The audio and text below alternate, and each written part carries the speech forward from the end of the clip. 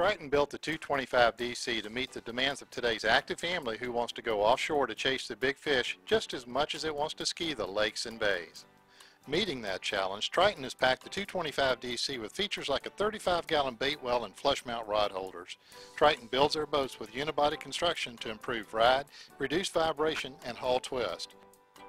Well, as you can see, she's a fun riding boat. The Triton 225 DC has got something for everybody in the family.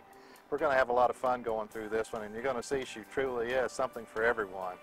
Let's go back and take a look at the 225 DC from Triton. The bow area offers seating which can double as a raised casting platform. On the bow is a pop-up anchor cleat and anchor locker. The locker lid has fair leads for the anchor line, and inside is an anchor hanger and halves to lock it in place. Safety grab rails are positioned low in the bench seat backs to keep the gunnels clear when fishing. The benches offer great stowage space for gear and tackle. Triton provides plenty of room for storing items in the bow. The center storage box can handle large items and life jackets, and just after this locker is another sole locker where you can stow smaller items like the cast net bucket. The full-framed windshield with center walkthrough offers protection from the morning air. I would like to have seen some sort of lower air dam for when you have small children on board. In the side of the helm pod is a pull-out swim shower, and inside the water tank and pump.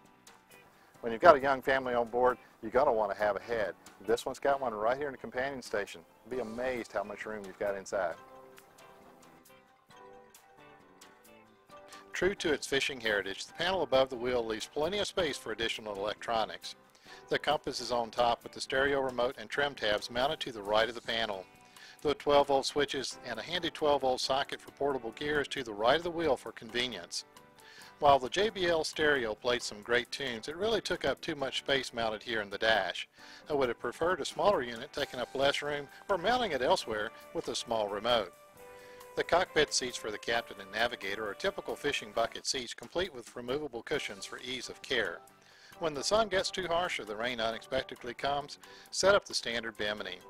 I was impressed with the waterproof style connectors Triton used on the bimini rather than the normal banana plugs which always seem to break down and leak.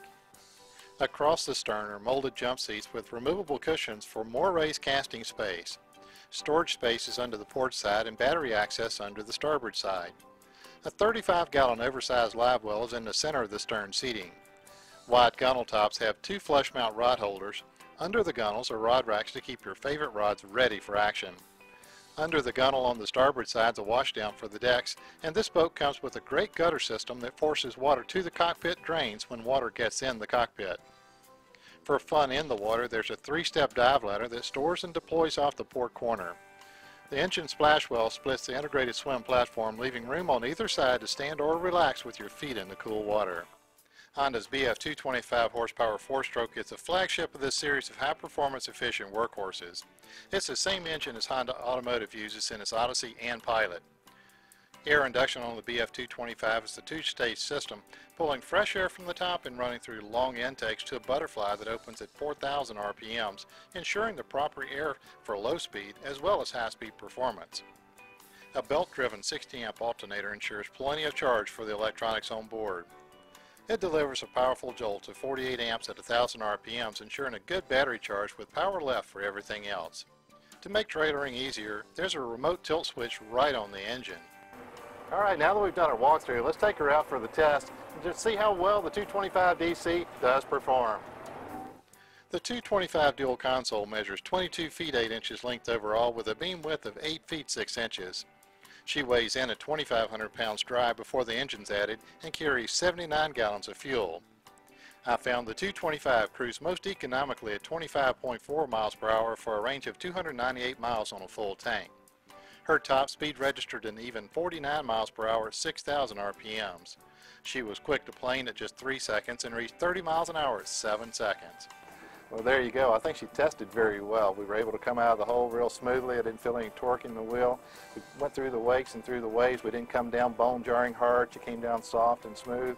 Didn't have any water come over the bow when we were going through the heavy stuff, so she was a dry ride. I think she'll be a great boat for the family.